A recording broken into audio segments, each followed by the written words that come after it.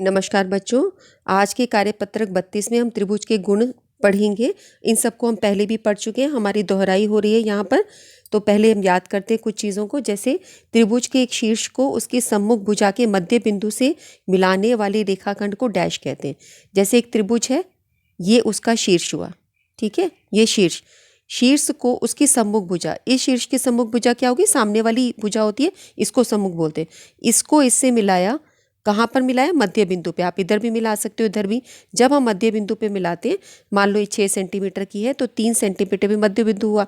इसको ऐसे मिलाए तो इसको हम क्या कहते हैं, इसको हम बोलते हैं माध्य का। पहले खालिस्तान में आएगा माध्य का, ठीक है। ऐसे ही अगर हम किसी त्रिभुज के अंदर, जैसे दूसरा आपका है, त्रिभुज के एक शीर्ष को उसकी सम्मुख भुजा पर खींचे गए लंब को, तो अभी वैसा ही प्रश्न है, लेकिन अब शीर्ष से यहाँ पर लंब बनाया जा रहा है सम्मुख भुजा पर। ये सम्मुख भुजा है, ये शीर्ष है, ये जो हमने लंब बनाया, तो इसका क्या नाम होता है, इसका नाम होता है शीर्ष लंब। शीर्ष लंब। दूसरे खालिस्तान में ये आएगा, पहले में ये, दूसरे में ये। तीसरा देखिए, त्रिभुज की कोई दो भुजाओं का माप का योग तीसरी भुजा से, जब भी त्रिभुज की कोई दो भुजाओं को लोगे, उसको जोड़ोगे, तो वो तीसरी भुजा से हमेशा बड़ा होगा, बड़ा होता है या ज़्यादा होता है। त्रिभुज की कोई दो भुजाओं का माप का अंतर, अगर दो भुजाओं का माप का अंतर लोगे तो तीसरी भुजा से कम होता है। यहाँ बड़ा भी लिख सकते हैं या ज़्यादा भी लिख सकते हैं। बड़ा में यहाँ नीचे बिंदी आएगी। नेक्स्ट है, पाइथागोरस गुण केवल किस त्रिभुज में होता है। पाइथागोरस गुण हमेशा सिर्फ समकोण त्रिभुज में ही होता है। ये सारे चीज़ें आपको याद होनी चाहिए, ठीक है। अब आपके लिए एक निर्देश है कुछ, कि आप कागज़ की 21 पट्टियाँ काटें किस तरीके से, कि 2 पट्टियाँ 6 सेंटीमीटर की हो, 6 पट्टियाँ 8 सेंटीमीटर की हो, 2 पट्टियाँ 10 सेंटीमीटर की हो, 2 पट्टियाँ 15 सेंटीमीटर की हो, 4 पट्टियाँ 7 सेंटीमीटर की हो, 2 पट्टियाँ 9 सेंटीमीटर की हो, 1 पट्टियाँ 11 सेंटीमीटर की हो, 2 पट्टियाँ 17 सेंटीमीटर की हो। अगर हम इस प्रकार से इसको लेंगे और फिर आप त्रिभुज बनाएंगे और सारणी को पूरा करें, जैसे आपकी ये सारणी दी गई है कि त्रिभुज का माप है 7, 9, 8। क्या त्रिभुज बन सकता है या नहीं, क्या इसका त्रिभुज बन सकता है। अगर हम ये 3 भुजाएं लें ऐसे, तो इसमें त्रिभुज बन सकता है। आप देखोगे त्रिभुज बनेगा। आप एक 7 सेंटीमीटर की लाइन बनाओगे, 9 सेंटीमीटर की बनाओगे, 8 सेंटीमीटर की, और अगर आप इनकी पट्टियों को ऐसे जोड़ोगे तो आप देखोगे इसमें त्रिभुज बन जाएगा, ठीक है। ऐसा भी हो सकता है किसी में त्रिभुज ना बने, ठीक है, तो ये आपका त्रिभुज बन जाएगा। तो आपको हर एक में ऐसा करके देखना है कि क्या ये बन पा रहा है। तो आप देखोगे इसमें बनेगा, इसमें बनेगा, इसमें बन जाएगा, इस वाले में नहीं बनेगा, बाकी ये सारे बन जाएंगे। इन सब में त्रिभुज बन सकता है या नहीं, आप लिखेंगे हाँ बन सकता है, जहाँ पे भी मैंने टिक लगाया, ठीक है। अब मैं आपको बताती हूँ कैसे पता चलेगा। आप ये देखिए, कोई दो भुजाओं का जोड़ देखिए, जैसे 7 और 9 जमा करो, 7 जमा 9 क्या हुआ, 16। वो किससे बड़ा है, 8 से बड़ा है, ठीक है। 7 और 8, 9 को जमा किया, वो 8 से बड़ा है। इसी तरह 9 और 8, 17, वो 7 से बड़ा है। 7 और 8 आगे पीछे का जमा करो, 15, वो 9 से बड़ा है। तो कोई भी दो भुजाओं का जोड़ अगर तीसरी भुजा से बड़ा होता है तो वो त्रिभुज बन सकता है, ठीक है। अब हम 7 का वर्ग लिखते हैं। 7 का वर्ग हुआ ये, 9 का वर्ग हुआ 81, 8 का वर्ग हुआ 64। अब आप इसके दो जो छोटे हैं, यानी 81 सबसे बड़ा है, इन दोनों को जोड़ के देखो, क्या इन दोनों का जोड़ इसके बराबर आ रहा है, नहीं आ रहा। हमने इनके वर्ग लिए और कोई दो भुजाओं का जोड़ तीसरी भुजा के वर्ग के बराबर नहीं आ रहा, तो ये समकोण त्रिभुज भी नहीं होगा, क्योंकि ये पाइथागोरस थ्योरम होती है, पाइथागोरस सूत्र होता है। तो हम ये बोलेंगे ये राइट एंगल ट्राइंगल नहीं होगा, ये समकोण त्रिभुज नहीं होगा। तो बोलेंगे सिर्फ ये त्रिभुज बन सकता है। आगे देखिए, 6, 10, 8, इन दोनों को जोड़ो, 10 और 6, 16, इससे बड़ा हो गया। फिर 10 और 8 जोड़ो, 18, इससे बड़ा हो गया। अब पहले तीसरे को जोड़ो, 6 और 8, 14, इससे बड़ा हो गया। तो तीनों भुजाओं में हमने कोई भी दो जोड़े अलग से, वो तीसरे वाले से बड़ा ही आ रहा है, तो ये त्रिभुज बन सकता है। अब हम पहले का वर्ग करेंगे। 6 का वर्ग किया 36, 10 का वर्ग किया 100, 8 का वर्ग किया 64। इनका वर्ग करने के बाद, वर्ग का मतलब क्या होता है, 6 गुना 6, 10 गुना 10, ये वर्ग है, ठीक है। 8 गुना 8 है ना, 6 का वर्ग, इसका मतलब ऐसे 10 का वर्ग, 8 का वर्ग, ये वर्ग का निशान होता है, ठीक है।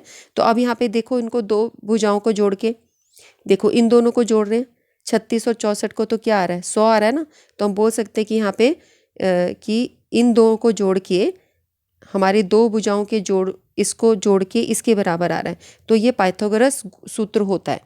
ठीक है, यानी ये समकोण त्रिभुज बनेगा। जब हम इसको बनाने की कोशिश करेंगे, इसकी भुजाएं सारी अलग हैं, तो विषम बाहु भी होगा और समकोण भी होगा, तो विषम बाहु समकोण त्रिभुज बनेगा। इसके अंदर देखिए 7 का वर्ग हुआ 49, फिर 49 और फिर 100। अब इन दोनों को जोड़ के इसके बराबर नहीं बन रहा, तो ये समकोण आपका नहीं बनेगा। ठीक है, त्रिभुज तो बनेगा पर ये समद्विबाहु त्रिभुज बनेगा, क्योंकि इसकी दो भुजाएं बराबर हैं। और ये न्यून कोण होगा कि अधिक कोण होगा, आप इसमें देखना, यदि एक भी 90 डिग्री से बड़ा आया तो वो अधिक कोण हुआ साथ में। ठीक है, आप इसको बना के देखेंगे। अगला 8, 15 और 17, 8 का वर्ग हुआ 64, 15 का वर्ग हुआ 225 और 17 का वर्ग हुआ ये। अभी देखो इन दोनों को जोड़ के 64 जमा 225 जोड़ के इसके बराबर आ रहा है, तो ये तुम्हारा पाइथागोरस सूत्र होता है। तो ये भी आपका विषम बाहु समकोण त्रिभुज बनेगा। सारी भुजाएं अलग है इसलिए विषम बाहु।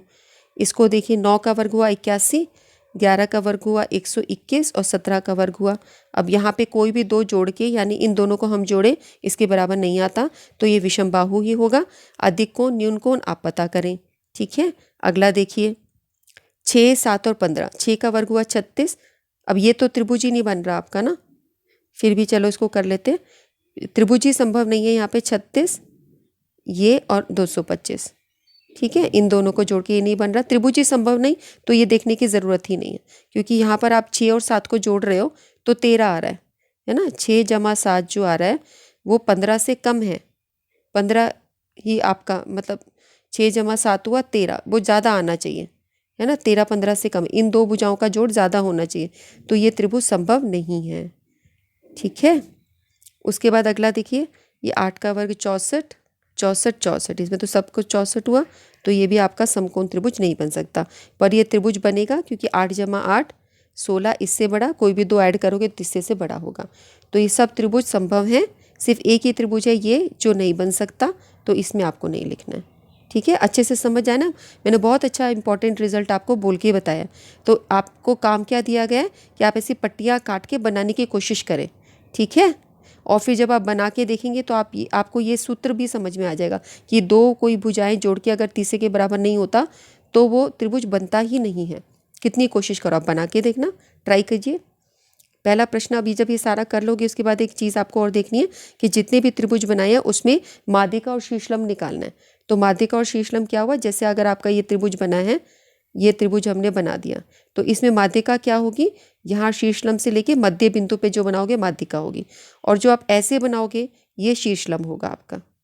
ठीक है, क्योंकि ये 90 जा रहा है, तो ये आपको फर्क आना चाहिए कि ये वाला तो आपका माध्यिका है जो मध्य बिंदु पे जाती है, और जो ऐसे 90 डिग्री जा रही है उसको हम शीर्षलंब बोलते हैं। तो हर एक में बना के देखो तो आपको पता चलेगा कैसे माध्यिका के और शीर्षलंब के प्रकार अलग अलग बनते हैं। सब में बना के देखना है, जो भी त्रिभुज संभव है, सिर्फ इसमें नहीं बनेगा क्योंकि ये त्रिभुज ही नहीं बन पाएगा। फिर सारणी द्वारा बताइए कि आपको कितने समकोण त्रिभुज प्राप्त हुए। ये मैंने आपको साथ के साथ ही समझा दिया, ये ही दो आपके समकोण त्रिभुज हैं। क्यों है, क्योंकि इसमें पाइथागोरस गुण की जाँच हो रही है, यहाँ पे सत्यता हो रही है कि दो भुजाओं का वर्ग तीसरी भुजा के वर्ग के बराबर होता है। दो भुजाओं के वर्गों का योग, दो भुजाओं का वर्ग निकाला फिर उनका योग लगाया, तीसरी भुजा के वर्ग के बराबर होता है। ठीक है, इसके साथ ये वीडियो हम यहीं ख़त्म करते हैं बच्चों। इसको शेयर कीजिए अपने फ्रेंड्स के साथ में, लाइक कीजिए, कमेंट्स कीजिए, और ये जितनी भी चीज़ें बताई हैं इसको अच्छे से मन से याद कर लीजिए। ठीक है बच्चों, फिर मिलेंगे, नमस्कार।